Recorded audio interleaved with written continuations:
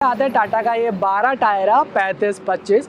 अब इसमें 250 horse power की पावर आती है। इसके कमिंस वाले इंजन से दुनिया में सबसे ज़्यादा बिकने वाला इंजन है। तो आज की इस वीडियो में हम बात करने वाले हैं टाटा के 3525 के बारे में। मैं आपको बताऊंगा कि टिप्पर में क्या सारी खास बातें हैं जो लोग इसको इतना खरीदते हैं और क्या वो चीज़ें हैं जिसके लिए आपको इसको खरीदना चाहिए, क्या सारी अच्छी बातें क्या बुरी बातें, A to Z सारी बातें करेंगे। पहले हम इसके चारों तरफ घूम के देख लेंगे क्या कुछ लगा हुआ है इसके अंदर, फिर हम इसको अंदर जाएंगे केबिन में कि जो सिग्ना केबिन है इसका वो कैसा आता है, क्या कुछ उसके अंदर आता है, और फिर हम इसको एक टेस्ट ड्राइव पर लेके चलेंगे जहाँ मैं आपको चला के बता दूंगा कि क्या कुछ गाड़ी के अंदर है और क्या सारी चीज़ें गाड़ी में आती है।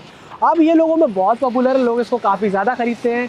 टाटा इसमें 6000 घंटे या 6 साल की वारंटी देता है और काफ़ी अच्छी चीज़ें हैं जो इस ट्रक के बारे में है और कुछ